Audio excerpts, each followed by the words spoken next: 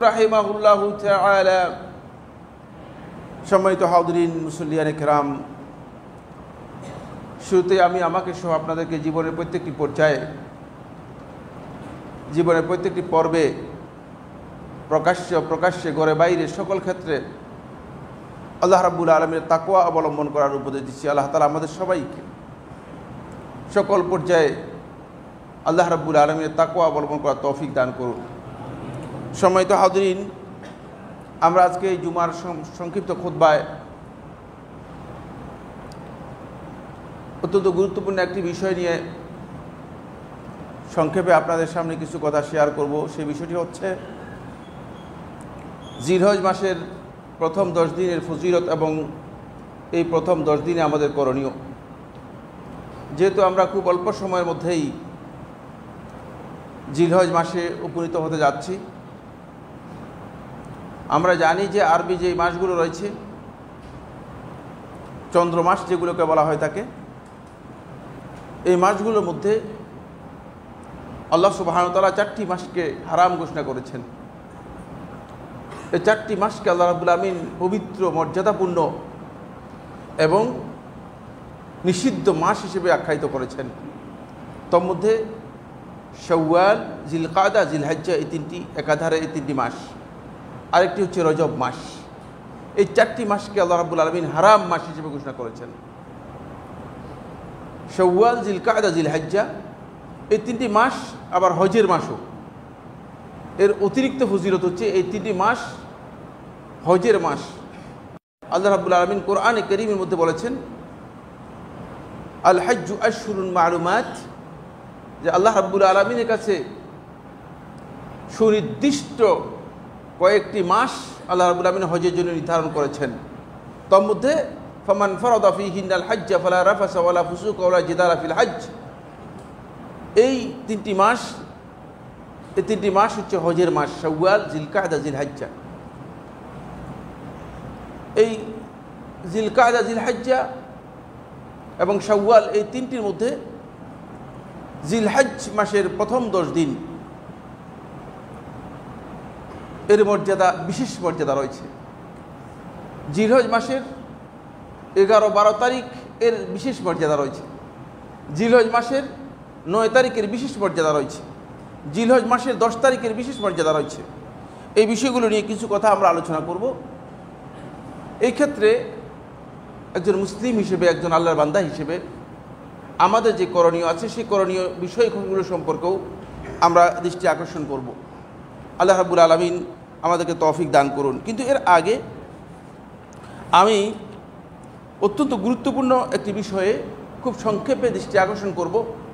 আমার মূল আলোচনায় যাওয়ার আগে, আলোচ্য বিষয়ে প্রবেশ করার আগেই এই দৃষ্টি আকর্ষণ করা আমি মনে করি যে বর্তমানে মুসলিম উম্মার জন্য খুবই গুরুত্বপূর্ণ বিষয়। কারণ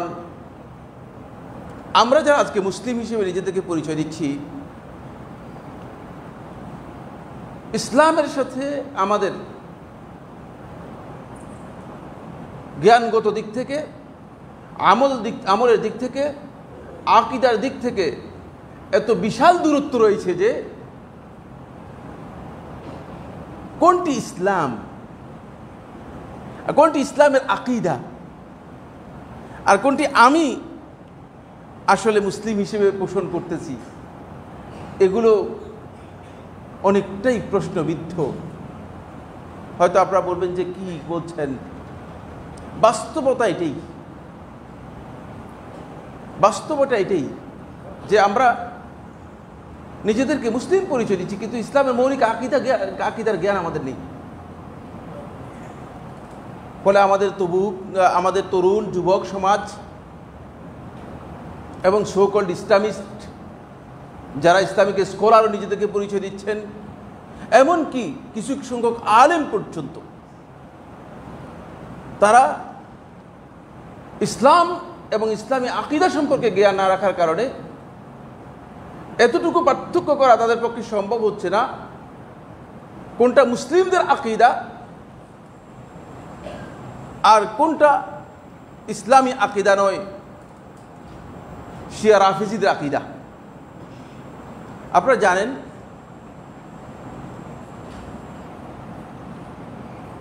একেবারেই ইসলামের প্রারম্ভ লগ্ন থেকে ইসলামের যেই সবচেয়ে বড় ক্ষতি করেছে যারা, তাদের অন্যতম একটি ফিরকা হচ্ছে পথভ্রষ্ট ফিরকা, যারা ইসলাম থেকে শত শত কিলোমিটার দূরে সরে গিয়েছে। তারা হচ্ছে শিয়া রাফিজি সম্প্রদায়। এদের আকীদা সম্পর্কে আমাদের জানা নেই, এদের আমল সম্পর্কে আমাদের জানা নেই, এদের পরিচয় সম্পর্কে আমাদের জানা নেই। ফলে আমরা তাদেরকে মনে করছি যে তারা আমাদের জন্য একটা মডেল, তারা আমাদের জন্য অনুকরণীয়। তাদের আকীদা সম্পর্কে জ্ঞান না থাকার কারণে আমরা মনে করছি যে মানে তারা মুসলিমদের একটি পার্ট, ইসলামের সাথে তাদের কোনো সম্পর্ক নেই। আপনি যদি সলফে সালিহিনের আকীদা দেখেন, আপনি যদি আহলুস সুন্নাত ওয়াল জামাতের উলামায়ে কেরামদের আকীদা দেখেন, তাহলে আপনার কাছে স্পষ্ট হয়ে যাবে, আপনি বুঝতে পারবেন যে তাদের আকীদার মধ্যে কোথায় গ্যাপ রয়েছে। তাই এই জন্য আমি আজকের এই সংক্ষিপ্ত খুতবার শুরুতে অত্যন্ত মৌলিক একটি বিষয় নিয়ে গোটা জাতিকে সতর্ক করা আমি অপরিহার্য মনে করছি। সেটা হচ্ছে এই ইসলাম ও মুসলিমদের বিরুদ্ধে রাফিজি সম্প্রদায়ের যে ভয়াবহ অবস্থান, সেটা যদি আমরা জানতে না পারি, তাহলে আমরা হয়তো চিন্তার দিক থেকে, আদর্শের দিক থেকে, চেতনার দিক থেকে, উপলব্ধির দিক থেকে, এমনকি হতে পারে আকীদাগত দিক থেকেও আমরা শিয়া রাফিজিদের সাথে নিজেদেরকে মার্জ করে ফেলব এবং শিয়া রাফিজিদের মধ্যে আমরা নিজেদের কোনো পার্থক্য খুঁজে পাবো না। আর তাই হচ্ছে।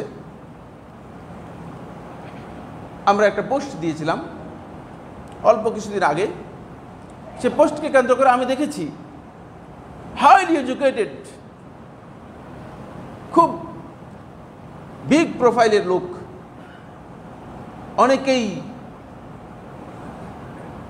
এমন এমন মন্তব্য করেছেন যে মন্তব্য সত্যিই অবাঞ্ছিত এবং কোনোভাবেই এই ধরনের জ্ঞানী ব্যক্তির কাছ থেকে আসতে পারে না। তাহলে বোঝা যাচ্ছে যে তিনি এদের সম্পর্কে কত অজ্ঞ, কত জাহিল। এটাই প্রমাণ করে যে তিনি যে আসলে কত ভয়ঙ্কর অজ্ঞ এই বিষয় সম্পর্কে। আবার কিছু কিছু আলেম পর্যন্ত এই বিষয়ে বক্তব্য দিয়েছেন অথবা কমেন্ট করেছেন। তাহলে এই আলেম, তার ইলমের দৈন্যতা এত বেশি যে, এত কমতি যে ইলমের মধ্যে, যে সে আসলে বুঝতেই পারে না যে রাফিজি কাদেরকে বলা হয়, তাকে তাদের আকীদা কি, তারা মুসলমানদের মধ্যে তাদের অবস্থান কি, এগুলো সম্পর্কে কিছুই জানে না। আহলুস সুন্নাত জামাতের আকীদা তাদের ব্যাপারে কি, এটাও জানে না। ফলে আমি মনে করেছি যে এই আবেগ তাড়িত গোষ্ঠী, যারা শুধু আবেগের আতিশয্যে মানে দৌড়াচ্ছে আর দৌড়াচ্ছে, কোন দিকে যাচ্ছে জানা নেই, গন্তব্য কোথায় সেটা জানা নেই, তাদেরকে এই বিষয়ে স্পষ্ট করা উচিত। কারণ আপনি যদি দৌড় দিয়ে গিয়ে জাহান্নামের দিকে ধাবিত হয়ে যান, তাহলে আপনি ক্ষতিগ্রস্ত হবেন, অন্য কেউ ক্ষতিগ্রস্ত হবে না। কিয়ামতের দিন কেউ দল নিয়ে উঠতে পারবে না, খুব ভালো করে খেয়াল করুন।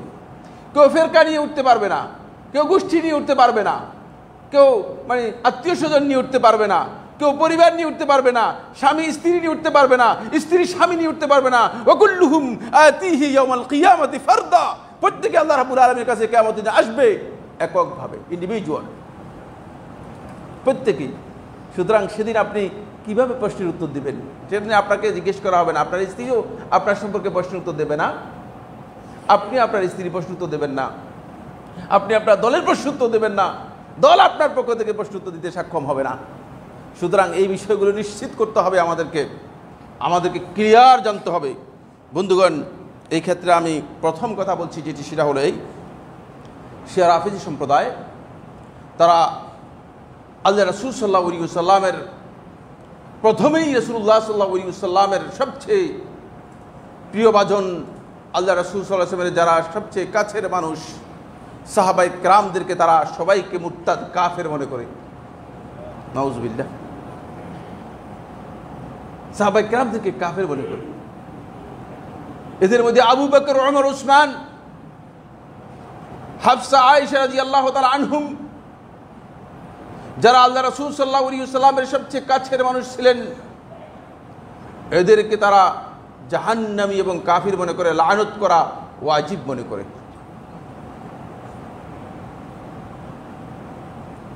যদি আপনি আল্লাহ রাসূল সাল্লাল্লাহু আলাইহি ওয়াসাল্লাম সাহাবায়ে কেরামদেরকে সবাইকে বাদ দেন, তাহলে আপনার দিনটা কি? বুঝেন ভালো করে কার কাছ থেকে আপনি দিনটা পেয়েছেন। ফলে যখন এই রাফিজি সম্প্রদায় রাসূলুল্লাহ সাল্লাল্লাহু আলাইহি ওয়াসাল্লামের সাহাবায়ে কেরামদেরকে কাফের সাব্যস্ত করে মুরতাদ সাব্যস্ত করলো, তখন তারা আল্লাহ রাসূল সাল্লাল্লাহু আলাইহি ওয়াসাল্লামের সাহাবায়ে কেরামদের কাছ থেকে বর্ণিত যত হাদিস আছে সবগুলো হাদিসকে অস্বীকার করেছে। জঘন্যতম অপরাধ, সকল প্রকার হাদিসকে তারা অস্বীকার করেছে। একটি হাদিসও সাহাবায়ে কেরামদের কাছ থেকে গ্রহণ করে নাই। এই অপরাধটুকুই যথেষ্ট দিন থেকে সরে যাওয়ার জন্য। কিন্তু কি তাই করে শেষ করেছে? এখানে কি শেষ করেছে? না, আল্লাহ রাসূল সাল্লাল্লাহু আলাইহি ওয়াসাল্লাম সাহাবায়ে কেরামদের হাদিসকে অস্বীকার করে রাসূলুল্লাহ সাল্লাল্লাহু আলাইহি ওয়াসাল্লামের নামে আল্লাহ রাসূল সাল্লাল্লাহু আলাইহি ওয়াসাল্লামের পরিবারের কতক সদস্যদের নাম দিয়ে তারা অসংখ্য মিথ্যা হাদিস রাসূলুল্লাহ সাল্লাল্লাহু আলাইহি ওয়াসাল্লামের নাম দিয়ে চালু করেছে, যেই হাদিসগুলোকে তারা মনে করেছে যে এগুলো হচ্ছে আমাদের ইমামদের হাদিস আর এগুলি হচ্ছে একমাত্র দ্বীনের বক্তব্য। নাউজুবিল্লাহ। একটা হাদিসও তাদের রাসূলুল্লাহ সাল্লাল্লাহু আলাইহি ওয়াসাল্লাম সাহাবায়ে কেরামদের সনদে আসেনি, একটা হাদিসও আসেনি রাসূলুল্লাহ সাল্লাল্লাহু আলাইহি ওয়াসাল্লাম সাহাবায়ে কেরামদের সনদে আসেনি। তাদের একটা লেখা কিতাব রয়েছে, এর নাম হচ্ছে আল কাফি। এখানে প্রায় 40,000-এর মতো হাদিস রয়েছে, সবগুলো হাদিস মিথ্যা তৈরি করেছে। আল্লাহ রাসূল সাল্লাল্লাহু আলাইহি ওয়াসাল্লামের সাহাবায়ে কেরামদেরকে বাদ দিয়ে নিজেদের মন গড়া লোকদের কাছ থেকে মন গড়া রেওয়ায়েত বর্ণনা করেছে। শুধু কি এখানে থেমে গিয়েছে? মন গড়া মিথ্যা হাদিস তৈরি করে কি শেষ করেছে? না, রাসূলুল্লাহ সাল্লাল্লাহু আলাইহি ওয়াসাল্লামের সাহাবায়ে কেরামদেরকে গালিগালাজ করার জন্য সাহাবায়ে কেরামদের বিরুদ্ধে মিথ্যা অভিযোগ তৈরি করে, সাহাবায়ে কেরামদের বিরুদ্ধে মিথ্যা অভিযোগ তৈরি করে অসংখ্য বর্ণনা তারা তৈরি করেছে, যেগুলো সাহাবায়ে কেরামদের নামে মিথ্যা এবং ভয়ঙ্কর ধরনের মিথ্যাচার। যে সাহাবায়ে কেরামদেরকে আল্লাহ রাসূল সাল্লাল্লাহু আলাইহি ওয়াসাল্লাম জীবদ্দশায় জান্নাতের সুসংবাদ দিয়েছেন, তাদের ব্যাপারে মিথ্যা অভিযোগ তৈরি করে তাদেরকে যেভাবে অপমান লাঞ্ছিত করা যায়, যেভাবে তাদেরকে কাফের সাব্যস্ত করা যায় সেভাবে করেছে। ফলে এখানে কি থেমে গিয়েছে? না, বরং ইসলামের এই সুন্দর জীবন ব্যবস্থায় একেবারেই প্রথম কলঙ্ক লেপন করে প্রথম এই মুসলিম নামধারী গোষ্ঠী আল্লাহ রাসূল সাল্লাল্লাহু আলাইহি ওয়াসাল্লামের প্রিয় সাহাবী, যেই সাহাবী কোরআন তেলাওয়াত করতেছিলেন, যিনি রাতের বেলায় রাতের সালাতে কোরআনে কারীম খতম করতেন, উসমান ইবনে আফফান রাদিয়াল্লাহু তাআলা আনহুকে নির্মমভাবে শাহাদাত করে ইসলামের সর্বপ্রথম রক্ত প্রবাহিত করেছে। তারা হচ্ছে এই শিয়া রাফেজি সম্প্রদায়। এরা হচ্ছে শিয়া রাফেজি সম্প্রদায়। এদেরকে আমরা অনেকেই চিনি না। এদের আকীদার সাথে ইসলামের সামান্যতম আকীদার কোনো মিল নেই।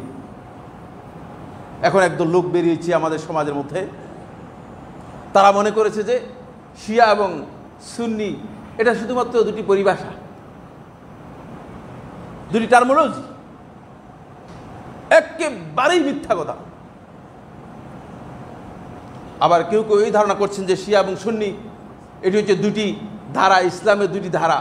মাআযাল্লাহ, আল্লাহ তাআলা ক্ষমা করুন, এটি একেবারেই পথভ্রষ্ট বক্তব্য। ইসলামের ধারার সাথে শিয়া রাফেজি ধারার কোনো সম্পর্ক নেই। কারণ আপনি শিয়াদেরকে প্রশ্ন করেন যে আপনারা ইসলাম কার কাছ থেকে গ্রহণ করেছেন, তারা বলবে যে আমরা ইসলাম গ্রহণ করেছি আমাদের ইমামদের কাছ থেকে।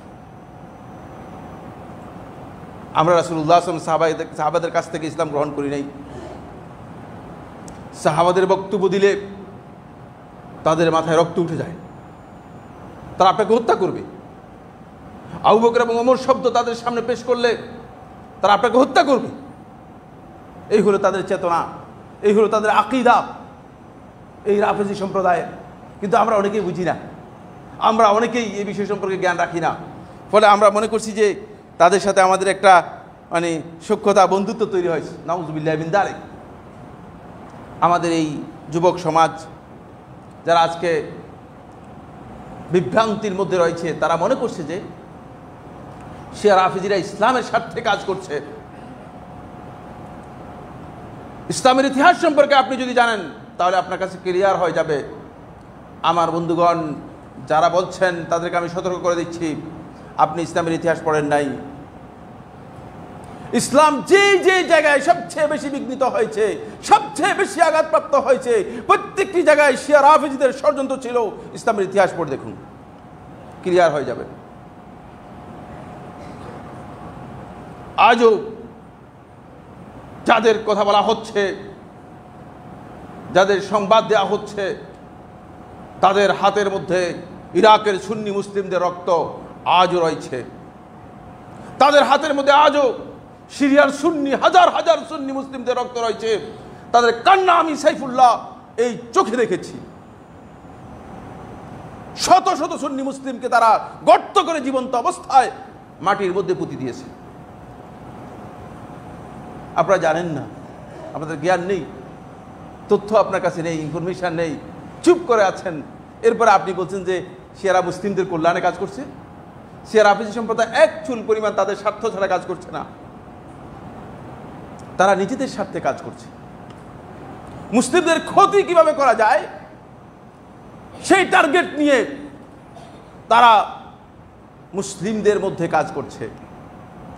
সর্বপ্রথম যে ব্যক্তি এই কাজ আবিষ্কার করেছে সে হচ্ছে আব্দুল্লাহ ইবনে সাবা আল হিময়ারি আল ইয়ামানি। আব্দুল্লাহ ইবনে সাবা ইবনু সৌদা নামে পরিচিত ছিল। উসমান ইবনে আফফান রাদিয়াল্লাহু আনহু খেলাফতের শেষের লগ্নে ইয়ামান থেকে ইহুদি এসে ইসলাম প্রকাশ করে, ইসলামের প্রতি ভালোবাসা দেখায়, কিছু সংখ্যক লোকদের মধ্যে দাওয়াতি কাজ করে। যেমন আমাদের মসজিদগুলোর মধ্যে বাতিল ফিরকার লোকেরা এসে মাঝে মধ্যে বিভিন্ন জায়গায়, এই মসজিদেও হচ্ছে কিনা আমি জানি না, বিভিন্ন মসজিদে ধরা পড়েছে, দেখা গেছে বাতিল ফিরকার লোকেরা এসে কাজ করছে, দাওয়াতি কাজ করে আস্তে আস্তে করে একটা গ্রুপ তৈরি করেছে। একটা গ্রুপ তৈরি করার পরে তারপরে সে এই গ্রুপের মধ্যে তার ষড়যন্ত্রমূলক আকীদা এর মধ্যে ইনপুট করেছে। এই ষড়যন্ত্রমূলক আকীদা ইনপুট করার পর তখন মুসলমানদের মধ্যে এই নিয়ে বিবাদ তৈরি করে দিয়েছে। এইভাবে আব্দুল্লাহ ইবনে সাবায়ের অনুসারী যারা রয়েছে, এই ইহুদি সম্প্রদায় থেকে এই শিয়া রাফিজি সম্প্রদায়ের উৎপত্তি হয়েছে। তারা আল্লাহ রাসূল সাল্লাল্লাহু আলাইহি ওয়াসাল্লামের সাহাবায়ে কেরামদেরকে ভালোবাসবে, এটা প্রশ্নই আসে না, এটা প্রশ্নই আসে না। ফলে তাদের ব্যাপারে আহলুস সুন্নাত ওয়াল জামাতের উলামায়ে কেরামগণ খুবই কঠিন বক্তব্য দিয়েছেন। এই বিষয়গুলো আমাদের সকলেরই জানা উচিত। শুধুমাত্র আমি শেখুল ইসলাম ইবনে তাইমিয়া রাহমাতুল্লাহি আলাইহি এর বক্তব্য দিয়ে আমি আমার আলোচ্য বিষয় চলে যাব, যেহেতু এই বিষয়ে আমি বলেছি সংক্ষিপ্ত দৃষ্টি আকর্ষণ করব, এই বিষয়ে আমি আর আলোচনা করব না। শেখুল ইসলাম রাহিমাহুল্লাহ তাআলা দুটি বক্তব্য দিয়েছেন। এক নম্বর বক্তব্যের মধ্যে শেখুল ইসলাম রাহমাতুল্লাহি আলাইহি বলেন, আল্লাযী ইবতাদা মাযহাবার রাফিদাতে কানা জিনদিকান মুলহিদান আদুওয়ান লিদীনিল ইসলাম, যে এই রাফিজি শিয়াদের দ্বীনকে আবিষ্কার করেছে, এই দ্বীনের উদ্ভাবন ঘটিয়েছে, সে জিনদিক, মুলহিদ এবং ইসলামের দুশমন ছিল। ইসলাম ও মুসলমানদের একমাত্র শত্রু ছিল, সেই আবিষ্কার করেছে। ওয়ালাম ইয়াকুন মিন আহলিল বিদাইল মুতাআউবিলিন, এই কথা ভাবনা করার কোনো সুযোগ নেই যে সে বেদাতি ছিল। বেদাতিদেরকে তো আমরা অনুসরণ করতে পারি না, বেদাতির ব্যাপারে তো আমাদের বক্তব্য রয়েছে। আহলুল বিদআ এর সাথে উঠা বসা করতে আহলুস সুন্নাহ ওয়াল জামাত নিষেধ করেছেন, এমনকি তাদেরকে সম্মান করতে পর্যন্ত নিষেধ করেছেন। সেই ক্ষেত্রে শেখুল ইসলাম ইবনে তাইমিয়া রাহমাতুল্লাহি আলাইহি বলেন, ওয়ালাম ইয়াকুন মিন আহলিল বিদআল মুতাআউবিলিন কাল খাওয়ারিজি ওয়াল কাদরিয়া, যেমন খারিজি সম্প্রদায় এবং তাকদীর অস্বীকারী কাদরিয়া সম্প্রদায়, তাদের মতো তারা এরকম সম্প্রদায় নয়, তারা জিন্দিক ছিল। তারা সবাই ইসলামের নাম প্রকাশ করেছে, লিবাস, মাথায় কালো পাগড়ি, গায়ে কালো আভায়া, আর পোশাক দিয়ে শুধুমাত্র ইসলাম হয়ে চলবে না বন্ধুগণ। ইসলাম কোনো পোশাককে কি করে নাই, সম্মান করে নাই। ইসলামের মূল বিষয় হচ্ছে আকীদার সাথে জড়িত। আপনার আকীদা সংশোধন না হলে পোশাক আপনার যতই সুন্দর হোক না কেন, আপনার এই পোশাক দিয়ে কোনো লাভ হবে না। কারণ কিয়ামতের দিন যখন আপনি উঠবেন, তখন এই পোশাক নিয়ে উঠতেই পারবেন না। আপনি কিয়ামতের দিন আল্লাহ তাআলার কাছে উঠবেন কিভাবে? আল্লাহ রাসূল সাল্লাল্লাহু আলাইহি ওয়াসাল্লাম বলেছেন যে সবাই উঠবে একেবারে হুফাতান গুরলা। সবাই কিয়ামতের দিন উঠবে হুফাতান গুরলা, খালি পায়ে, উলঙ্গ, এবং যেই অবস্থায় আল্লাহ তাআলা সৃষ্টি করেছে সেই অবস্থায় উঠবে। সুতরাং পোশাক দিয়ে উঠতেই পারবেন না, সেই পরিচয় হবে না। আর পোশাকের মধ্যে ইসলামের কিছুই নেই। আপনার আকীদা ঠিক আছে কিনা, সে আকীদার মধ্যে সবচেয়ে বড় গলদ রয়েছে। ফলে আমার বন্ধুগণ, তাদের আকীদার মধ্যে শেখুল ইসলাম ইবনে তাইমিয়্যাহ রাহমাতুল্লাহি আলাইহি মিনহাজুস সুন্নাহ নববিয়ার মধ্যে উল্লেখ করেন। তিনি বলেন, এই শিয়া রাফিজি সম্প্রদায় সম্পর্কে যদি তোমরা জানতে চাও, তোমরা এই বিষয়ে ভালো করে জেনে নাও। যদি মূসা আলাইহিস সালাতু ওয়াস সালামের অনুসরণ করা থেকে বিচ্যুত হয়ে গিয়েছে ইহুদি সম্প্রদায়, এই ইহুদিদেরকে যদি জিজ্ঞেস করো, ইহুদিদের কাছে যদি প্রশ্ন করো যে মূসা আলাইহিস সালাতু ওয়াস সালামের অনুসারীদের মধ্যে কারা সবচেয়ে সম্মানিত, কারা সবচেয়ে মর্যাদাবান, তখন তারা বলবে মূসার সাথে যারা ছিল তারা হচ্ছে সবচেয়ে সম্মানিত। কারণ এরা মূসার সাথে সাহচর্য পেয়েছে, নবীর সাহচর্য পেয়েছে। যারা নবীর সাথে ছিল তারা মর্যাদার কাছে দিক থেকে তাদের মর্যাদা কম করার সুযোগ নেই। আর তোমরা যদি খ্রিস্টানদেরকে জিজ্ঞাসা করো, যারা মূসা আলাইহিস সালাতু ঈসা আলাইহিস সালামের দেখানো দিন থেকে সরে গিয়েছে, তাদেরকে জিজ্ঞেস করো তোমাদের কাছে সম্মানিত ব্যক্তি কারা, তখন এই খ্রিস্টানরা বলবে যে হাওয়ারি, যারা ঈসা আলাইহিস সালাতু অনুসরণ করেছিল, কাছে ছিল, তারা অত্যন্ত মর্যাদার। আর যদি তুমি এই রাফিজি সম্প্রদায়কে জিজ্ঞেস করো যে তোমাদের মধ্যে সবচেয়ে নিকৃষ্টতম লোক কারা, তারা বলবে মুহাম্মদ সাল্লাল্লাহু আলাইহি ওয়াসাল্লামের অনুসরণ যারা করে, মুহাম্মদ সাল্লাল্লাহু আলাইহি ওয়াসাল্লাম সাহাবায়ে কেরাম যারা আছে, তারাই হচ্ছে সবচেয়ে নিকৃষ্ট। নাউজুবিল্লাহ। দেখেন সাহাবায়ে কেরামদেরকে তারা কিভাবে ঘৃণা করেছে। সাহাবায়ে কেরামদেরকে যারা ঘৃণা করে থাকে, তারা মুহাম্মদ সাল্লাল্লাহু আলাইহি ওয়াসাল্লামকে সম্মান করে ভালোবাসে, এই ধারণা করার সুযোগ আছে কিনা ইমানদার ব্যক্তিদের বুঝতে হবে। যার অন্তরে ঈমান আছে তিনি বুঝবেন। যারা সাহাবায়ে কেরামদেরকে এইভাবে সম্মান করে থাকে, তারা কোন অবস্থাতে আল্লাহ রাসূল সাল্লাল্লাহু আলাইহি ওয়াসাল্লামকে মর্যাদা দেবে, এটা বুঝার সুযোগ নেই। আমাদের এই বক্তব্যের এক পর্যায়ে আমার কাছে কিছু ভাই প্রশ্ন করলেন যে তারা ফিলিস্তিনি মুসলমানদের জন্য মানে তারাই একমাত্র কথা বলেছে, আর আপনি দেখি যে উল্টা কথা বলতেছেন। আপনারা হয়তো কয়েকজন এখানে হয়তো প্রশ্ন করবেন যে ফিলিস্তিনি মুসলমানদের জন্য তারা মানে অংশগ্রহণ করেছে। নাউজুবিল্লাহ। জেনে নেন খুব ভালো করে, নাউজুবিল্লাহ। তারা মুসলিমদের জন্য দাঁড়ায়নি, তারা নিজেদের স্বার্থ সিদ্ধি করার জন্য দাঁড়িয়েছে। যারা ইন্টারন্যাশনাল জিও পলিটিক্যাল অবস্থা সম্পর্কে জানেন, তাদের এই বিষয়ে বুঝার কথা। এখানে আন্তর্জাতিক রাজনৈতিক একটা বিষয় রয়েছে। নিজেদের সেই রাজনৈতিক শক্তিকে তারা জানান দেওয়ার জন্য সেখানে দাঁড়িয়েছে। তাদের সর্বোচ্চ পর্যায়ের কর্মকর্তা মারা গিয়েছেন, নাম বললাম না, তিনি এই ঘটনায় যিনি মারা গিয়েছেন তাদের একজন এই কথা বলেছে যে আমরা 7ই অক্টোবর এই যে ইসরায়েলে যে হামলা হয়েছে, এই হামলা হচ্ছে ইরাকে কাসেম সুলাইমানি হত্যার প্রতিশোধ। নাউজুবিল্লাহ। খেয়াল রাখেন, আপনারা যারা রাজনীতি বুঝেন না, আন্তর্জাতিক রাজনীতি বুঝেন না, জিওপলিটিক্যাল সিস্টেম সম্পর্কে জানেন না, তাদের উচিত হচ্ছে চুপ থাকা। আমরা রাজনীতি বুঝি না, এই জন্য রাজনীতি করি না, রাজনীতি করিও না, বলিও না। দেখতে পেরেছেন, যেহেতু এটা সবচেয়ে নিরাপদ স্পেস, এই জন্য চুপ থাকি। তারা একথা ঘোষণা করেছে তাদের বক্তব্যের মধ্যে, এটা হচ্ছে কাসেম সুলাইমানির হত্যার প্রতিশোধ হিসেবে ইসরায়েলে হামলা করা হয়েছে। এবার বুঝেন মুসলমানদের স্বার্থ কতটুকু তারা মুসলমানদের স্বার্থে কাজ করছে, এগুলো আপনাদেরকে বুঝতে হবে বন্ধুগণ। যারা বুঝেন না তারাই মন্তব্য করেন, তারাই কথা বলেন বেশি। কিন্তু আকীদার বিষয় সম্পর্কে জ্ঞান যদি আমাদের না থাকে, আমাদের উচিত হচ্ছে আমরা চুপ থাকবো। আল্লাহ তাআলা আমাদের সবাইকে তৌফিক দান করুন। বিষয়গুলো বুঝার জন্য শুধু বলেছি, সমালোচনার জন্য নয়, এই নিয়ে বাড়াবাড়ির জন্য নয়। একজন ইমানদার ব্যক্তি যদি তার ইমানের মৌলিক বিষয় সম্পর্কে জ্ঞান না রাখতে পারে, তাহলে তিনি সত্যিকার অর্থে সবচেয়ে বেশি ক্ষতিগ্রস্ত হবেন। এ বিষয়ে বিস্তারিত আমার আলোচনা রয়েছে এবং আহলুস সুন্নাত ওয়াল জামাত উলামায়ে কেরামের স্ট্যান্ড কি, এ বিষয়ে আমার সুস্পষ্ট বক্তব্য রয়েছে। সুতরাং আমরা চেষ্টা করি এই বিষয়গুলো সম্পর্কে জ্ঞান অর্জন করার জন্য। আল্লাহ তাআলা আমাদেরকে তৌফিক দান করুন। বন্ধুগণ, আমি মূল আলোচ্য বিষয়ে আমার চলে আসছি। আজকের যে আলোচ্য বিষয় সেটা হচ্ছে জিলহজ মাসের প্রথম 10 দিনের মর্যাদা ও ফজিলত। জিলহজ মাসের প্রথম 10 দিন এটি অত্যন্ত মর্যাদাপূর্ণ দিবস। জিলহজ মাসের এই প্রথম 10 দিনের প্রথম বিষয় হচ্ছে এর ফজিলতের ব্যাপারে আল্লাহ সুবহানাহু ওয়া তাআলা সূরাতুল ফজরের প্রথম, দ্বিতীয়, তৃতীয় এই আয়াতগুলোর মধ্যে আল্লাহ রাব্বুল আলামিন এই প্রথম 10 দিনের কসম করেছেন। এই 10 দিন আল্লাহ তাআলার কাছে এত মর্যাদাপূর্ণ যে আল্লাহ সুবহানাহু ওয়া তাআলা এই 10 দিনের কসম করেছেন।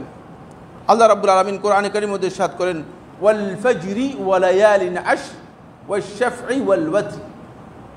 আল্লাহ তাআলা বলেন ফজরের কসম এবং 10 দিবসের কসম, 10 দিনের কসম। এই আয়াতের তাফসীরের মধ্যে জুমহুর আহলুত তাফসীর, অধিকাংশ আহলুত তাফসীর কথা বলেছেন এখানে 10 দিন বলতে বোঝানো হয়েছে জিলহজ মাসের প্রথম 10 দিন। এই প্রথম 10 দিন আল্লাহ রাব্বুল আলামিনের কাছে এত গুরুত্বপূর্ণ যে আল্লাহ সুবহানাহু ওয়া তাআলা এই 10 দিনের কসম করেছেন কোরআনের মধ্যে। যখন কোনো একটা বিষয় অত্যন্ত গুরুত্ব দেওয়া হয়, অত্যন্ত গুরুত্বপূর্ণ বোঝানো হয়, তখন আল্লাহ রাব্বুল আলামিন কোরআনে কারীমের মধ্যে কসম করে বলেন, যেমন ওয়াল আশরে, সময়ের কসম, ওয়াদ দুহা, মধ্যাহ্নের কসম। এভাবে আল্লাহ সুবহানাহু ওয়া তাআলা বিভিন্ন জায়গায় কী করেছেন, বিভিন্ন বিষয়ের উপর কসম করেছেন। এই কসমটা আল্লাহ তাআলার কাছে এই জন্য কসম করে থাকেন যে ওই বিষয়টা এত মর্যাদাপূর্ণ, এত গুরুত্বপূর্ণ, সেটা মানুষদেরকে বোঝানোর জন্য আল্লাহ সুবহানাহু ওয়া তাআলা কসম করেছেন। দ্বিতীয় নম্বর হচ্ছে আল্লাহ সুবহানাহু ওয়া তাআলা কোরআনে কারীমের সূরাতুল হজ্জের 28 নম্বর আয়াতের মধ্যে এই দিনগুলোকে আল্লাহ তাআলা বলেছেন এগুলো হচ্ছে আল্লাহ রাব্বুল আলামিনের জিকির করার জন্য আল্লাহ তাআলার কাছে নির্ধারিত দিবসসমূহ। আল্লাহ তাআলা বলেন সূরা হজ্জের মধ্যে, যখন হজের ঘোষণা দেওয়া হচ্ছে, এরপরে যখন কুরবানির কথা বলা হয়েছে, তখন হজের এই ঘোষণার সাথে আল্লাহ তাআলা সম্পৃক্ত করে বলছেন লিয়াশহাদু মানাফিআ লাহুম। এই যে হজের বিধানটা তাদেরকে দেওয়া হয়েছে কেন? লিয়াশহাদু মানাফিআ লাহুম, তারা যেন দুনিয়া এবং আখিরাতের তাদের যে কল্যাণ আল্লাহ তাআলা বরাদ্দ করেছেন, আল্লাহ রাব্বুল আলামিন যে কল্যাণ তাদের জন্য রেখেছেন, সেই কল্যাণ তারা যেন সেখানে গিয়ে প্রত্যক্ষ করতে পারে, দেখতে পায়। এরপরে ওয়ালিয়াজকুরু ইসমাল্লাহি ফি আইয়ামিন মা'লুমাত, আর ওই সুনির্দিষ্ট দিনগুলোতে যেন আল্লাহ তাআলার জিকির করতে পারে। আলা মা রাযাকাহুম মিন বাহিমাতিল আনআম, কিসের মাধ্যমে? আলা মা রাযাকাহুম মিন বাহিমাতিল আনআম, আল্লাহ রাব্বুল আলামিন তাদেরকে যেই চতুষ্পদ জন্তু রিজিক হিসেবে দিয়েছেন সেগুলো আল্লাহর রাস্তায় জবে করার মাধ্যমে। আল্লাহ রাব্বুল আলামিন জিকিরের পদ্ধতিও বলেছেন এবং এই দিনগুলো হচ্ছে জিকিরের জন্য। ফলে জিকিরের জন্য আল্লাহ সুবহানাহু ওয়া তাআলা এই 10টি দিনকে আল্লাহ তাআলা সবচেয়ে বেশি মর্যাদাপূর্ণ দিবস হিসেবে আখ্যায়িত করেছেন। ফাকুলু মিনহা ওয়া আতিমুল বাইসাল ফাকির, এটা হলো যখন আপনি পশু জবে করবেন তখন এই পশু থেকে আপনাকে খাওয়ার জন্য অনুমোদন দেওয়া হয়েছে। ওয়া আতিমুল বাইসাল ফাকির, আর যে দুস্থ অভাবী ফকির তাদেরকেও খাওয়াবেন আপনার এই কোরবানি থেকে, এই নির্দেশ দেওয়া হয়েছে। এই আয়াত থেকে আমরা এটা বুঝতে পেরেছি এই দিনগুলো আল্লাহ রাব্বুল আলামিন বিশেষ করে স্পেশাল আল্লাহ তাআলা জিকিরের জন্য নির্দিষ্ট করেছেন আল্লাহ সুবহানাহু ওয়া তাআলা। সেটা হচ্ছে জিলহজ মাসের 10 দিন, জিলহজ মাসের প্রথম 10 দিন।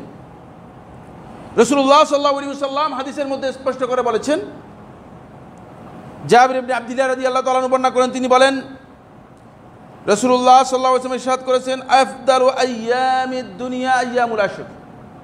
আল্লাহ রাব্বুল আলামিনের কাছে এই দুনিয়ার যতগুলো দিন আছে সবগুলো দিনের মধ্যে সবচেয়ে শ্রেষ্ঠ দিন হচ্ছে আল্লাহ তাআলার কাছে জিলহজ মাসের প্রথম 10 দিন। আমাদের অনেকের খবরই নেই। প্রথম 10 দিন কখন আসে তাও জানি না, আর কখন গেল জানি না। শুধু কোরবানি থাকার কারণে 10 তারিখটা আমাদের কাছে একটু গুরুত্বপূর্ণ, যেহেতু পশু জবে করা হয়, তাকে একটু খাওয়া দাওয়ার আয়োজন হয়, সেটা আমাদের কাছে ভালো লাগে। আর বাকি প্রথম 10 দিনের আর কোনো খবর আমাদের কাছে নেই, আর কোনো নোটিশ আমাদের কাছে নেই। প্রথম 10 দিন হচ্ছে আল্লাহ রাব্বুল আলামিন বলতেছেন আ'যামু আইয়ামিদ দুনিয়া, এই দুনিয়ার দিনগুলোর মধ্যে সবচেয়ে শ্রেষ্ঠ দিন হচ্ছে জিলহজের প্রথম 10 দিন। রাসূলুল্লাহ সাল্লাল্লাহু আলাইহি ওয়াসাল্লাম যখন এই কথা বলেছেন, তখন আল্লাহ রাসূল সাল্লাল্লাহু আলাইহি ওয়াসাল্লামকে প্রশ্ন করা হয় যে কিলা, হে আল্লাহ রাসূল সাল্লাল্লাহু আলাইহি ওয়াসাল্লাম, এই 10 দিনের মতো জিহাদ ফি সাবিলিল্লাহ, আল্লাহর রাস্তায় যুদ্ধ করার দিনও কি, দিনের চেয়েও কি এগুলো মর্যাদাপূর্ণ? কারণ একজন ব্যক্তি যখন আল্লাহর রাস্তায় জিহাদ করার জন্য বেরিয়ে যায়, তার প্রত্যেকটা দিনই হতে পারে হয়তো মারা যাবে, অথবা জিহাদে কি হবে, গাজী হবে, বিজয়ী হবে। তার আশঙ্কা থেকে গিয়েছে জীবনের জন্য, সম্পদের জন্য। এটা সহজ বিষয় না। জীবন দিয়ে যিনি আল্লাহর রাস্তায় বেরিয়েছেন, আর আপনি আমি এই দুজন লোক বাড়ি থেকে উজু করে মসজিদে আসছি, এক ধরনের লোক কিনা? হ্যাঁ, একই চেতনার লোক কিনা? প্রশ্নই আসে না। এখন যদি এখানে আমরা সবাইকে বলি যে চলেন, বলে চলেন মানে চলেন, যুদ্ধ আছে, আমরা যুদ্ধে বেরিয়ে যাব সবাই। এখানে আমার সাথে আর তাকিয়ে তাকিয়ে আস্তে আস্তে করে দেখবেন যে কমতে কমতে শেষ পর্যায়ে মুসা আলাইহিস সালাম তাকিয়ে দেখে যে মুসা এবং মুসার ভাই ছাড়া আর কেউ নেই।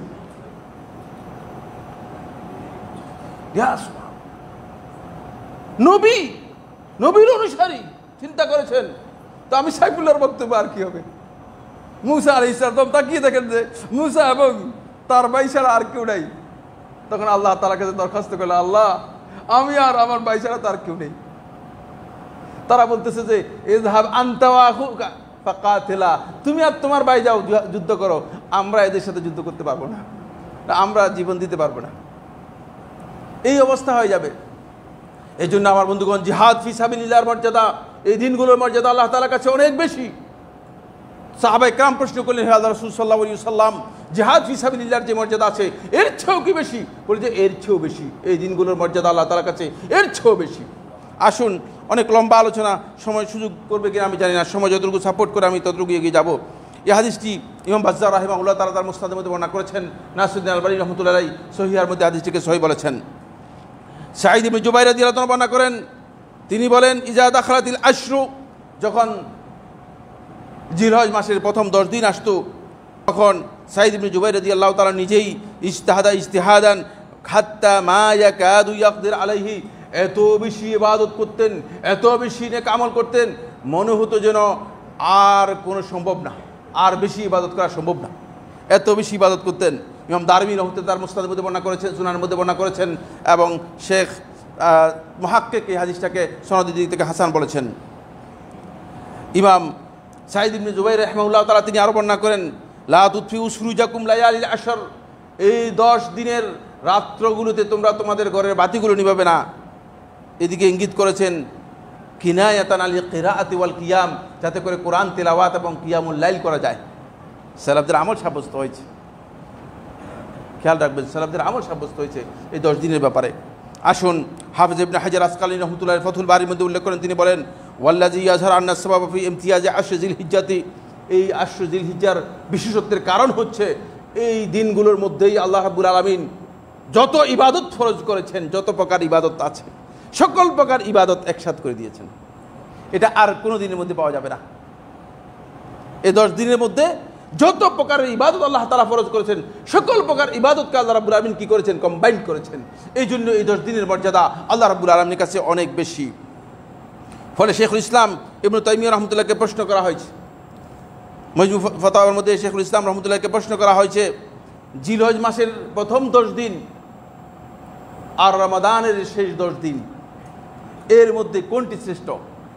তখন শেখুল ইসলাম ইবনে তাইমিয়া রাহমাতুল্লাহ আলাইহি বলেন, জিলহজ মাসের প্রথম 10 দিনের গুরুত্ব রমাদান মাসের শেষ 10 দিনের চেয়ে শ্রেষ্ঠ, আর জিলহজ মাসের রমাদান মাসের শেষ 10 রাতের গুরুত্ব জিলহজ মাসের প্রথম 10 রাতের চেয়ে গুরুত্বপূর্ণ।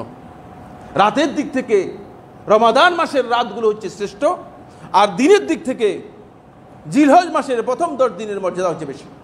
বুঝতে পেরেছেন? এর কারণ হচ্ছে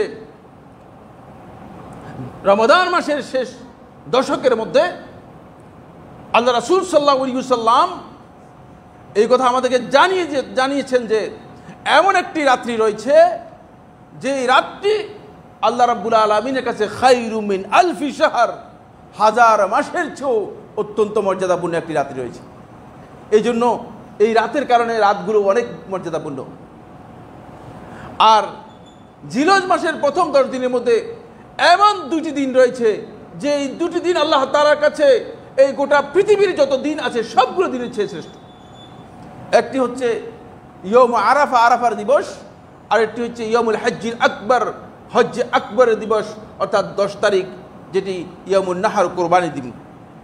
সুতরাং এই কারণে এই দিনগুলো অত্যন্ত গুরুত্বপূর্ণ। আসুন, এর মধ্যে ইয়মে আরাফা রয়েছে। ইয়মে আরাফার মর্যাদা কি? এক দিনের মর্যাদাই এত বেশি যে শুধুমাত্র ইয়মে আরাফার এই দিন যদি হাজী সাহেব ছাড়া আমরা যারা হজ করি নাই, আমরা যদি এক দিনের সিয়াম পালন করে থাকি, রাসূলুল্লাহ সাল্লাল্লাহু আলাইহি ওয়াসাল্লাম হাদিসের মধ্যে বলেছেন এক দিনের সিয়াম আপনার বিগত এবং আগত 2 বছরের গুনাহ ক্ষমা করে দেবে। এক দিনের মর্যাদা এত বেশি। আর এই দিনের মর্যাদা এমন যে যারা আরাফার ময়দানে অবস্থান নেবে সত্যিকার ঈমান এবং ইখলাসের সাথে, আল্লাহ রাব্বুল আলামিন তাদেরকে একেবারে জাহান্নামের আগুন থেকে পরিপূর্ণরূপে মুক্ত করে দেবেন। আর এই দিনে এত বেশি সংখ্যক আল্লাহ সুবহানাহু ওয়া তাআলা আল্লাহর বান্দাদেরকে জাহান্নামের আগুন থেকে মুক্তি দিয়ে থাকেন। রাসূলুল্লাহ সাল্লাল্লাহু আলাইহি ওয়াসাল্লাম বলেন, আল্লাহ রাব্বুল আলামিন জাহান্নামের আগুন থেকে যখন আল্লাহর বান্দাদেরকে মুক্তি দিয়ে থাকেন এই দিনে, তখন শয়তান অস্থির হয়ে যায়। শয়তান তখন অস্থির হয়ে শয়তান মনে করে যে এদের সবাইকে জাহান্নামের আগুন থেকে মুক্তি দিয়ে দিচ্ছে, সুতরাং আমি তো আমার এজেন্ডা নিয়ে এসেছি, সেই এজেন্ডা আর বাস্তবায়ন করতে পারলাম না। শয়তান নিজেকে নিজে অস্থিরতার কারণে শয়তান নিজেকে নিজে অনুতপ্ত হয় এবং নিজের উপর নিজে আঘাত হানতে থাকে। এভাবে শয়তান অস্থির হয়ে যায়। আসুন, এই কথাগুলো সংক্ষেপে আলোচনা করার পরে আমরা এরপরে এই দিনগুলোর মধ্যে রয়েছে ইয়মুন নাহর। ইয়মুন নাহর অনেক দীর্ঘ আলোচনা। এটা হচ্ছে সবচেয়ে শ্রেষ্ঠ দিন আল্লাহ তাআলার কাছে। ওই 10 দিনের মধ্যে সবচেয়ে শ্রেষ্ঠ দিন হচ্ছে ইয়মুন নাহর। কারণ এই দিনটাকে আল্লাহ রাব্বুল আলামিন কোরবানির জন্য, পশু জবাই করার জন্য আল্লাহ তাআলা নির্ধারণ করে দিয়েছেন। এবার আমরা আলোচনা করব, সময়ের কারণে আমি আর এই বিষয় সম্পর্কে কথা না বলেই সামনের দিকে যাচ্ছি। এবার আমরা যে বিষয়টি আলোচনা করব সেটা হচ্ছে এই 10 দিনে আমাদের জন্য করণীয় কাজগুলো কি কি। অনেক লম্বা আলোচনা, শুধু হয়তো পয়েন্ট বলবো অথবা কয়েকটি হাদিস আপনাদের সামনে পেশ করার জন্য চেষ্টা করব। 1 নম্বর বিষয় হচ্ছে বন্ধুগণ, এই 10 দিনের অন্যতম আমল হচ্ছে, বা সবচেয়ে গ্রেট মর্যাদাপূর্ণ আমল হচ্ছে হজ এবং উমরা আদায় করা। যাদের সামর্থ্য রয়েছে, সুযোগ রয়েছে, তারা হজ এবং উমরা পালন করার জন্য চেষ্টা করবেন। একটি কথা আমি আপনাদেরকে বলতে চাই, সেটা হচ্ছে এই অনেকের উপরেই হজ ফরজ হয়, কিন্তু তিনি হজ আদায় করেন না, তিনি ডিলে করেন, দেরি করেন। কেউ কেউ দেরি করেন যে ছেলে সন্তান বিয়ের জন্য অপেক্ষা করতেছেন, কেউ কেউ দেরি করতেছেন যে ওটা একটু গুছাইনি। ব্যবসাটা এমন যে মনে হয় যেন এই পৃথিবীর সব গুছানোর দায়িত্ব আল্লাহ তাআলা তাকে দিয়েছেন। আল্লাহর কসম করে বলছি, কোনো কিছুই গুছাতে পারবেন না, গুছাতে পারবেন না। গুছানোর জন্য আপনাকে পাঠানো হয় নাই। আপনি এভাবেই যেতে হবে আপনাকে। যেদিন চলে যাবেন সেদিন আপনি দেখবেন যে পকেটের টাকাও গুছাতে পারেন নাই, বাকি অন্য কাজ তো দূরের কথা। এখান থেকে সবাইকে এভাবে যেতে হবে। এখানে নোটিশ দিয়ে আপনাকে যাওয়ার জন্য বলা হবে না, নোটিশ ছাড়াই যেতে হবে। সুতরাং গুছানোর আগে আপনার উপর যদি হজ ফরজ হয়ে থাকে, হজ আদায় করে ডিলে করবেন না, ডিলে করার কোনো সুযোগ নেই। উমরা এটা হজের সাথে জড়িত একটি বিষয়।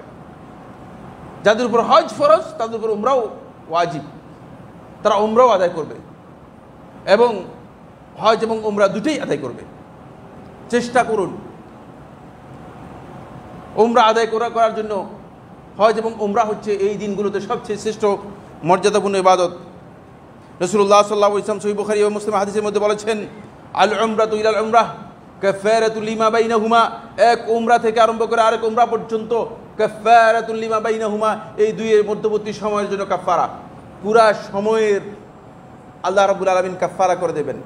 পুরা সময়ের যে গুনাহগুলো আছে সেই গুনাহগুলো কাফারা হয়ে যাবে, গুনাহগুলো সব মুছে দিবেন, রিমুভার। কিছু কিছু আমল আছে এগুলো রিমুভার, এগুলো গুনাহকে মুছে দেয়। তার মধ্যে উমরা গুনাহগুলো কি করবে? মুছে দিবে। ওয়াল হাজ্জুল মাবরুর, আর আপনার হজটা যদি হজ্জে মাবরুর হয়ে থাকে, মাবরুর হজ হয়, তাহলে লাইসা লাহু জাযাউন ইল্লাল জান্নাহ, এর প্রতিদান জান্নাত ছাড়া আর কিছুই না, সরাসরি জান্নাতি, সরাসরি জান্নাত। দেখছেন, এই জন্য যারা হজে যাচ্ছেন তাদেরকে বলবো হজটা যেন হজ্জে মাবরুর হয়। আমার এই খুতবার আগের খুতবায় সম্ভবত আলোচনা রয়েছে হজ্জে মাবরুর কিভাবে হয়, না এই মাসের প্রথম খুতবায় হজ্জে মাবরুর কিভাবে হয়, কিভাবে আপনার হজটাকে আপনি হজ্জে মাবরুর করতে পারবেন, সেখানে আপনি বিস্তারিত জেনে যাবেন। এটা পুরো একটা খুতবা, পরিপূর্ণ খুতবাই হজ্জে মাবরুর উপর ছিল। এই জন্য আমরা আর সেদিকে রিপিট করতে যাচ্ছি না। আসুন এরপরে যে বিষয়টি বন্ধুগণ, সেটা হলো দ্বিতীয় কাজ হচ্ছে জিলহজ মাসের প্রথম 9 দিন, প্রথম তারিখ থেকে আরম্ভ করে 9ম তারিখ পর্যন্ত, যেহেতু 10 তারিখ ঈদের দিন, কোরবানির দিন, 10 তারিখ সিয়াম পালন করা জায়েজ নেই, হারাম, নিষিদ্ধ। এই প্রথম 9 দিন সিয়াম পালন করা এটি অত্যন্ত মর্যাদাপূর্ণ, অত্যন্ত গুরুত্বপূর্ণ ইবাদত। কেউ কেউ বলেছেন মানে সুন্নাহ, কেউ কেউ বলেছেন মুস্তাহাব, কিন্তু অত্যন্ত গুরুত্বপূর্ণ মুস্তাহাব। আসুন আমরা এই সম্পর্কে রাসূলুল্লাহ সাল্লাল্লাহু আলাইহি ওয়াসাল্লামের হাদিস আপনাদের সামনে পড়ে শোনাই, তারপরে আমি এই বিষয় সম্পর্কে আরও বিস্তারিত কিছু কথা, না সময় বিস্তারিত আলোচনার সুযোগ দেই। হুনাইদা ইবনে খালিদ রাদিয়াল্লাহু তাআলা বর্ণনা করেন, তিনি বলেন, তিনি তার স্ত্রী থেকে বর্ণনা করতেছেন। হুনাইদা ইবনে খালিদ রাদিয়াল্লাহু তাআলা তার স্ত্রী থেকে বর্ণনা করতেছেন। দেখছেন, মানে পুরুষ বর্ণনা করতেছে তার স্ত্রী থেকে, অসুবিধা নেই, জ্ঞান স্ত্রীর কাছ থেকে জ্ঞান নিলে অসুবিধা নেই। আপনি তো বলে যে আমার স্ত্রীর কাছ থেকে বর্ণনা করব।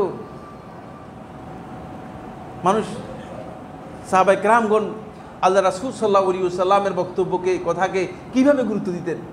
তার স্ত্রীর কাছ থেকে বর্ণনা, তার স্ত্রী আল্লাহ রাসূল সাল্লাল্লাহু আলাইহি ওয়াসাল্লামের একজন স্ত্রী, উম্মুল মুমিনিনদের মধ্যে কোনো একজন কাছ থেকে বর্ণনা করতেছেন। তিনি বলতেছেন, কানা নবী সাল্লাল্লাহু আলাইহি ওয়াসাল্লাম, নবী সাল্লাল্লাহু আলাইহি ওয়াসাল্লাম ইয়াসুমু তিসআ জিল হিজ্জাতে, নবী সাল্লাল্লাহু আলাইহি ওয়াসাল্লাম জিলহজ মাসের প্রথম 9 দিন সিয়াম পালন করতেন। ওয়া ইয়াউমে আশুরা, আশুরার দিবসে সিয়াম পালন করতেন। ওয়া সালাসাতে আইয়ামি মিন কুল্লি শাহর, প্রত্যেক মাসের 3 দিন রাসূলুল্লাহ সাল্লাল্লাহু আলাইহি ওয়াসাল্লাম সিয়াম পালন করতেন। ওয়া আউয়াল ইসনাইনি মিনাশ শাহর ওয়া খামিস, এবং রাসূলুল্লাহ সাল্লাল্লাহু আলাইহি ওয়াসাল্লাম মাসের প্রথম সোম এবং বৃহস্পতিবার সিয়াম পালন করতেন। ইমাম নাসাই রাহমাতুল্লাহ তাআলা সুনানের মধ্যে বর্ণনা করেছেন, আবু দাউদ সুনানের মধ্যে বর্ণনা করেছেন, শেখ নাসরুদ্দিন আলবানী রাহমাতুল্লাহ সিলসিলার মধ্যে এবং সহিহ আবু দাউদের মধ্যে হাদিসটিকে সহিহ বলেছেন। সুতরাং এটি আমল, সাহাবায়ে কেরামদের আমলে সাব্যস্ত হয়েছে। আমরা অনেকেই এই দিনগুলো সিয়াম সম্পর্কে না জানার কারণে এই দিনগুলোর মর্যাদাও বুঝি না, এই দিনগুলো সিয়াম আমরা পালন করি না। 9 দিন পালন করতে না পারলে 3 দিন করেন, 3 দিন না পারলে 1 দিন করেন, একেবারেই সিয়াম পালন না করাটা, কারণ এই দিনের আমলগুলো আল্লাহ তাআলার কাছে অনেক মর্যাদাপূর্ণ আমল, জিহাদ ফি সাবিলিল্লাহ চেয়ে মর্যাদাপূর্ণ। সুতরাং অন্ততপক্ষে 1 দিন পালন করেন, চেষ্টা করুন যাতে করে আমি সিয়াম পালন করতে পারি। বন্ধুগণ, এই ক্ষেত্রে যারা হজে যাবেন না, নন হাজি যারা আছেন, যারা হজে যাবেন তারা সিয়াম পালন করবেন না 9 তারিখে। আর যারা নন হাজি রয়েছেন তারা 9 তারিখে সিয়াম পালন করবেন। 9 তারিখ হচ্ছে ইয়মে আরাফা, আরাফার দিবসে সিয়াম পালন করবেন। এই মর্মে অনেকগুলো হাদিস রয়েছে রাসূলুল্লাহ সাল্লাল্লাহু আলাইহি ওয়াসাল্লামের। আবু কাতাদা আনসারী রাদিয়াল্লাহু বর্ণনা করেন, তিনি বলেন, রাসূলুল্লাহ সাল্লাল্লাহু আলাইহি ওয়াসাল্লাম ইরশাদ করেছেন, সিয়াম ইয়মে আরাফা, আরাফার দিবসের সিয়াম, আহতাসিবু আলাল্লাহ, আল্লাহ তাআলার কাছে আমি আশা করছি, আন ইউকাফিরাস সানাতাল্লাতী ক্বাবলা ওয়াস সানাতাল্লাতী বা'দা, এটি মানে আগের বছর এবং পরের বছরের গুনাহসমূহকে কী করে দেবে, মিশে দিবে, একবারে পরিপূর্ণরূপে মুছে দেবে। এটা আমি আশা করছি। সহিহ মুসলিমের রাওয়ায়াত। এই হাদিস থেকে বোঝা যায় যে আরাফার দিনের সিয়াম অত্যন্ত গুরুত্বপূর্ণ। এখানে 2টি মাসআলা আলোচনা করব। আপনারা জানেন এই বিষয়ের উপর আমার একটা বই রয়েছে, আরাফার দিনের সিয়ামের উপর আমার একটা লিখিত বই রয়েছে, বুঝতে পেরেছেন, যে বইয়ের মধ্যে আমি বিষয় ফিকহি এবং ইলমি পর্যালোচনা করেছি। সুতরাং এত বিস্তারিত আলোচনা করার সুযোগ নেই। 1 নম্বর যে বিষয়টি আলোচনা করবো সেটা হচ্ছে আরাফাত দিনের সিয়ামটা অবশ্যই আপনাকে আরাফাত দিনের সিয়াম পালন করতে হলে যেই দিন ওকুফে আরাফা, হাজি সাহেবগণ আরাফার ময়দানে যেদিন কি করবেন, অবস্থান করবেন, সেদিন পালন করতে হবে। কারণ এছাড়া আরাফার দিন আর কোথাও কোনো দিন হবে না। আরাফার দিন যেই দিন সৌদি আরবে ঘোষণা করবে সেটাই হচ্ছে আরাফার দিন। বাংলাদেশে কোনো আরাফার দিবস নেই, কারণ বাংলাদেশে আরাফার ময়দান কোথায় আছে? কেউ আমাকে বলতেছেন যে শেখ, আমরা যদি বাংলাদেশে আরাফার দিন দিবস হিসেবে পালন করি, বাংলাদেশে আরাফারটা কোথায়? টঙ্গী ময়দানের কথা বলতেছেন না? নাউজুবিল্লাহ মিন যালিক। বাংলাদেশে কোনো আরাফাত নেই, বাংলাদেশে কোনো আরাফার ময়দান নেই। আরাফার ময়দান শুধুমাত্র এক জায়গায় হওয়ার কারণে এখানে একটাই বিধান প্রযোজ্য হবে, সেটা হচ্ছে আরাফার দিবসের সিয়াম শুধুমাত্র যেদিন আরাফার ময়দানে ওকুফ হবে সেদিন হবে, এটা বিশুদ্ধ বক্তব্য। কারণ সাহাবায়ে কেরামদের আমল থেকে আরম্ভ করে সব ক্ষেত্রে ইয়মে আরাফা বলা হয়েছে। এখানে ক্যালেন্ডার উদ্দেশ্য নয়, ক্যালেন্ডারের তারিখও উদ্দেশ্য নয়, ক্যালেন্ডার বোঝানো হয়নি, ক্যালেন্ডারকে বোঝানো হয়নি। কারণ আরাফার দিনকে পরিচয় করে দিয়েছেন সাহাবায়ে কেরামগণ, এটা হচ্ছে জিলহজের 9 তারিখ, যেদিন আরাফার দিনটাকে গণনা করা হবে। সেটা সৌদি আরবের তারিখ অনুযায়ী, যেহেতু সৌদি আরবেই শুধু আরাফা রয়েছে। আপনি মনে করেন আরাফার দিন, আপনি হাজি সাহেবরা আরাফার দিন চলে গিয়েছে, এরপরের দিন আমরা বাংলাদেশিরা সবাই গিয়ে যদি বলি যে আমাদের বাংলাদেশের তারিখ অনুযায়ী আমরা আরাফাত দিবস পালন করব, হজ হবে কিনা? পৃথিবীর কোনো আলেম বলেছেন হজ হবে? আমি জানি না, যদি বলে থাকে মিথ্যা বলেছেন, হজ হবে না। এখানে ইখতিলাফ নেই, খেয়াল রাখতে হবে। দ্বিতীয় নম্বর যে বিষয়টি, সেটা হলো এই, অনেকে মনে করে থাকেন যে আমরা সৌদি আরবের দিনের সিয়াম পালন করবো, পরের দিনের সিয়াম পালন করবো, সে তো পালন করতে পারবে না সুন্নাহ, যেহেতু আমরা বলেছি যে 9 দিন সিয়াম পালন করা সুন্নাহ। সুতরাং আপনি যদি মানে আরাফার দিন সিয়াম পালন করেন সৌদি আরবের হিসাব অনুযায়ী, পরের দিনও যদি সিয়াম পালন করেন, দুটি আপনারা করতে পারবেন। যেহেতু 9 তারিখের সিয়াম পালন করা এটা আপনার জন্য বৈধ। সিয়াম আমরা বলেছি 9 দিন সিয়াম পালন করা, পুরো 9 দিন সিয়াম পালন করা এই সুন্নাহ দ্বারা সাব্যস্ত হয়েছে। সুতরাং আপনি 9 তারিখে সিয়াম পালন করতে কোনো বাধা নেই। কিন্তু আরাফার দিবস হিসেবে 9 তারিখে নির্ধারণ করে নেওয়া অথবা এই ফতোয়া দেওয়া যে আরাফার দিনের সিয়াম 9 তারিখে হবে, এই বক্তব্য সুন্নাহ অথবা ফিকহি দৃষ্টিকোণ থেকে গ্রহণযোগ্য নয়। সুন্নাহ এবং ফিকহি দৃষ্টিকোণ থেকে এটা গ্রহণযোগ্য নয়, সেটা আমাদেরকে খেয়াল রাখতে হবে। সময় আর সাপোর্ট করেনি আমাদেরকে, শুধুমাত্র এবার বলে যাব, আর আমি আলোচনা করতে পারবো না। এরপরে এই দিনের গুরুত্বপূর্ণ আরেকটি, এই দিবসগুলোর গুরুত্বপূর্ণ একটি হচ্ছে 10 তারিখে আল্লাহ তাআলার সন্তুষ্টির জন্য যাদের কাছে পশু জবে করার সামর্থ্য রয়েছে তারা কুরবানি করবেন। একটা মিসকনসেপ্ট রয়েছে, সেটা হচ্ছে এই, যখন আমরা বলে থাকি যে কোরবানি করা সুন্নাহ, তখন অনেকে মনে করে থাকে যে সুন্নাহ হলে করলাম না। না, আপনার কাছে সামর্থ্য রয়েছে, আপনি কোরবানি করবেন। আরেকটা বিষয় আমি আপনাদেরকে বলে যাই, সেটা হচ্ছে অনেকে আছে যে মানে কোরবানি কোনো রকম করেন, যদি আপনার সামর্থ্য থাকে আপনি একাধিক কোরবানি করবেন। সুন্নাহ হচ্ছে একাধিক কোরবানি করা। রাসূলুল্লাহ সাল্লাল্লাহু আলাইহি ওয়াসাল্লাম একাধিক কোরবানি করেছেন। রাসূলুল্লাহ সাল্লাল্লাহু আলাইহি ওয়াসাল্লাম বিদায় হজে কোরবানি করেছেন কয়টি আপনারা জানেন কিনা? 100টি কোরবানি করেছেন। আল্লাহ নবী সাল্লাল্লাহু আলাইহি ওয়াসাল্লাম কি আপনাদের মতো এরকম এই 6তলা বাড়ির মালিক ছিলেন কিনা? যারা 6তলা মালিক, তারা 10তলার মালিক, রাসূলুল্লাহ সাল্লাল্লাহু আলাইহি ওয়াসাল্লাম কি 6তলা মালিক ছিলেন কিনা? আল্লাহ নবী সাল্লাল্লাহু আলাইহি ওয়াসাল্লাম ছিলেন না, ছিলেন না। 6তলার মালিক ছিলেন না রাসূলুল্লাহ সাল্লাল্লাহু আলাইহি ওয়াসাল্লাম। রাসূলুল্লাহ সাল্লাল্লাহু আলাইহি ওয়াসাল্লামের ঘরগুলো খেজুর গাছের ছাউনি দিয়ে তৈরি করা ছিল, খেজুর গাছের কাঠ দিয়ে তৈরি করা ছিল। কিন্তু আল্লাহ নবী সাল্লাল্লাহু আলাইহি ওয়াসাল্লাম 100টি কোরবানি করেছেন। নবী সাল্লাল্লাহু আলাইহি ওয়াসাল্লাম যখনই কোরবানি করতেন আল্লাহর সন্তুষ্টির জন্য, নবী সাল্লাল্লাহু আলাইহি ওয়াসাল্লাম একাধিক কোরবানি করতেন, চেষ্টা করবেন বেশি করার জন্য। কেন? কারণ হচ্ছে এই কোরবানির মধ্যে একদল লোকের হক আল্লাহ রাব্বুল আলামিন রেখেছেন। অনেক মানুষ আছে তারা হতে পারে যে বছরেও একবার গরুর গোশত কিনে খেতে পারছে না, তাদেরকে আপনি সহযোগিতা করতে পারলেন। এমন মানুষ বহু আছে, বহু আছে যারা পুরা বছরে হয়তো একবার কোরবানি গোশত মানে গরু গোশত কিনে অথবা মানে ভালো গোশত কিনে খেতে পারছে না, আপনি কোরবানি করে তাদের মধ্যে বন্টন করে দিলেন। এটা আল্লাহ রাব্বুল আলামিন এই যাদেরকে তৌফিক দিয়েছেন তারা করার জন্য চেষ্টা করবেন। এরপর আমার বন্ধুগণ, এই দিনগুলোর অত্যন্ত গুরুত্বপূর্ণ বিষয় হচ্ছে এই দিনগুলোর মধ্যে অধিক পরিমাণে আল্লাহ রাব্বুল আলামিনের তাকবীর, আল্লাহু আকবার, তাহমিদ, আল্লাহ আলহামদুলিল্লাহ আলহামদুলিল্লাহ, তাহলিল, তাসবিহ, এগুলো বেশি পরিমাণে করার কথা রাসূলুল্লাহ নির্দেশ দিয়েছেন। এই দিনগুলোর 4টি কাজ একসাথে, তাকবীর, আল্লাহু আকবার, সুবহানাল্লাহ, আলহামদুলিল্লাহ, আল্লাহু আকবার, লা ইলাহা ইল্লাল্লাহ, এগুলো যত বেশি বলতে পারেন এবং আওয়াজ করে, সাহাবায়ে কেরামগণ আওয়াজ করে করে বলতেন। এই দিনগুলোর তাকবীরের ধরন হচ্ছে, এটা সুন্নাহ মাহজুরা, এই সুন্নাহটি শেষ হয়ে গিয়েছে, সময় আমাদের কাছে সাপোর্ট করে না, আর বলতে পারবো না।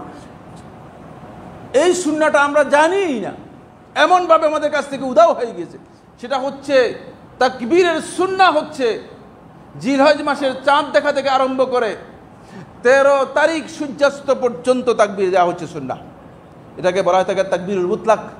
এটাই রাসূলুল্লাহ সাল্লাল্লাহু আলাইহি ওয়াসাল্লাম হাদিসের মধ্যে নির্দেশ দিয়েছেন। জিলহজ মাসের চাঁদ দেখা থেকে আরম্ভ করে 13 তারিখ পর্যন্ত আপনি কি করবেন? এই তাকবীরগুলো দিবেন, আল্লাহু আকবার, আল্লাহু আকবার, আল্লাহু আকবার, লা ইলাহা ইল্লাল্লাহ, আল্লাহু আকবার, আল্লাহু আকবার, ওয়ালিল্লাহিল হামদ। এই তাকবীরগুলো বেশি বেশি করে বলবেন। আরও অনেক তাকবীর রয়েছে, তাকবীরের আলফাজগুলো আমি এখানে আপনাদের সামনে আলোচনা করছি না। কিন্তু বিশেষ তাকবীর রয়েছে সেটা হলো জিলহজ মাসের 9 তারিখ থেকে, 9 তারিখ ফজর থেকে আরম্ভ করে 13 তারিখ আসর পর্যন্ত প্রত্যেক ফরজ সালাতের পরে তাকবীর দেওয়ার ব্যাপারে আলী ইবনে আবি তালেব রাদিয়াল্লাহু তাআলা থেকে বর্ণিত একটি রিওয়ায়াত সাব্যস্ত হয়েছে এবং নাসরুদ্দিন আলবানী রাহমাতুল্লাহ সহিহ বলেছেন। জুমহুর আহলুল হাদিস, আহলুল ইলম এটাকে আমল করেছেন। সেটা হচ্ছে বিশেষ তাকবীর দেয়া। সেক্ষেত্রে ফরজ সালাতের পরে বিশেষ করে তাকবীর দেওয়াটা এটি সুন্নাহ। তবে ফরজ সালাতের পরে এই তাকবীর সম্মিলিতভাবে সবাই দিবে এটা নয়, বরং তাকবীর দিবে, তাকবীরে আওয়াজ করে তাকবীর দিবে। আওয়াজ করে তাকবীর দিতে গেলে যদি সম্মিলিত হয়ে যায় এতে অসুবিধা নেই, কিন্তু সম্মিলিত তাকবীর একজনে তাকবীর দিবে, আরেকজন সেবা কি কোরাজের মতো করে বলবে, এটা সুন্নাহ দ্বারা সাব্যস্ত হয়নি বা এটা সালাফদের আমল দ্বারা সাব্যস্ত হয়নি। ফরজ সালাতের পরে এই তাকবীরগুলো দেওয়াটা এটি ওয়াজিব কেউ কেউ বলেছেন, কেউ কেউ সুন্নাহ বলেছেন। বিশুদ্ধ বক্তব্য হচ্ছে এগুলো সুন্নাহ, বিশুদ্ধ বক্তব্য হচ্ছে এগুলো সুন্নাহ। তবে হাজী সাহেবদের জন্য নয়। হাজী সাহেবদের তখন তালবিয়া দেওয়াটা হচ্ছে সুন্নাহ। হাজী সাহেবরা তালবিয়া দিবেন, তালবিয়া শেষ করার পরে হাজী সাহেবগণ তাকবীরের মধ্যে প্রবেশ করবেন। আর আজকের আলোচনায় আমরা আলোচনা করতে পারিনি। এরপরে রয়েছে অধিক পরিমাণে সদকা করা এই দিনগুলোর মধ্যে। এরপরে রয়েছে এই দিনগুলোর মধ্যে কিয়ামুল লাইল করা, রাত্র জাগা। এই দিনগুলোর সময়টাকে গুরুত্ব দিয়ে কাজে লাগানোর চেষ্টা করা, আমরু বিল মারুফ, ভালো কাজের জন্য মানুষদেরকে উপদেশ দেওয়া, আত্মীয়তার সম্পর্ক বজায় রাখার জন্য আত্মীয়দের খোঁজ খবর নেওয়া এবং পিতামাতার সাথে সদ্ব্যবহার করা, পিতামাতার সাথে উত্তম আচরণ করা। এই দিনগুলোর অনেকগুলো আমল সালাফদের কাছ থেকে সাব্যস্ত হয়েছে, কিন্তু সময়ের কারণে আমরা যতটুকু বলেছি আমি মনে করি তাকে যে ততটুকু আমল যদি আমরা করতে পারি আল্লাহ রাব্বুল আলামিন আমাদেরকে তৌফিক দান করুন, আমিন। আকুলু কাউলি হাযা লি ওয়া লাকুম ফাস্তাগফিরুল্লাহ লি ওয়া লাকুম ফাস্তাগফিরুহু ইন্নাহু হুয়াল গফুরুর রহিম।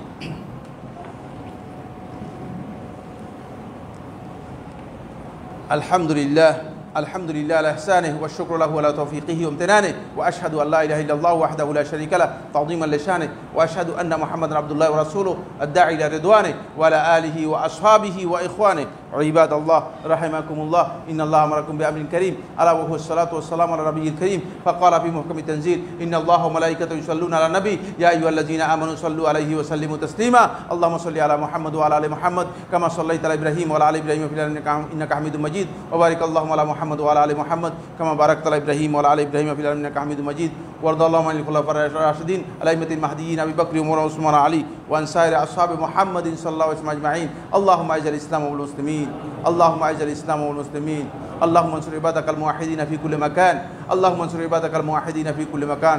রব্বুল আলামিন আমাদের মধ্যে যারা অসুস্থ আছে তাদেরকে সুস্থ করে দিন, যারা বিপদগ্রস্ত আছে তাদের বিপদ দূর করে দিন। রব্বুল আলামিন আমাদের মধ্যে যারা ক্ষতিগ্রস্ত আছে তাদের ক্ষতি, সংকট, সমস্যা সব কিছু দূর করে দিন রব্বুল আলামিন। রব্বুল আলামিন আমাদের সবাইকে দ্বীনের উপর ইস্তেকামত দান করুন, দ্বীনের জ্ঞান দান করুন রব্বুল আলামিন।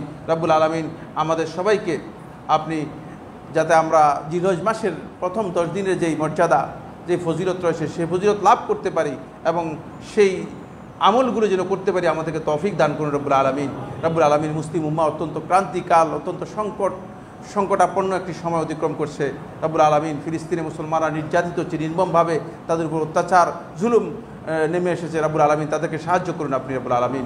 রব্বুল আলামিন ইসলামের দুশমন, মুসলমানদের দুশমন ইহুদি এবং দখলদার বাহিনীকে রব্বুল আলামিন আপনি আপনার পক্ষ থেকে গায়েবী সৈন্য পাঠিয়ে আল্লাহ রব্বুল আলামিন তাদেরকে ধ্বংস করে দিন রব্বুল আলামিন।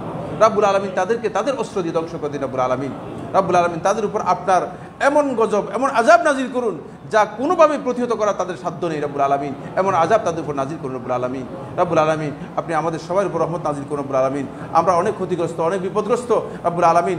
আমাদের অবস্থা এমন যে আমরা অত্যন্ত তাপদায়ী কষ্টের মধ্যে আছি রব্বুল আলামিন। আমাদের উপর বৃষ্টি নাযিল করুন। আল্লাহুম্মা আগিসনা, আল্লাহুম্মা আগিসনা, আল্লাহুম্মা আনজিল আলাইনা গাইসান মুগীসান মারিআ, আল্লাহুম্মা আনজিল আলাইনা গাইসান মুগীসান মারিআ, আল্লাহুম্মা আনজিল আলাইনা গাইসান اللهم اغث قلوبنا، اللهم اغث قلوب البلاد، اللهم اغث بلادنا وقلوبنا يا حي يا قيوم برحمتك استغيث. اللهم انزل علينا الغيث، اللهم انزل علينا الغيث، اللهم انزل علينا الغيث. اللهم انا عبادك وبنو عبادك، اللهم انا نستغفر اليك ونرجع اليك ونعوذ اليك.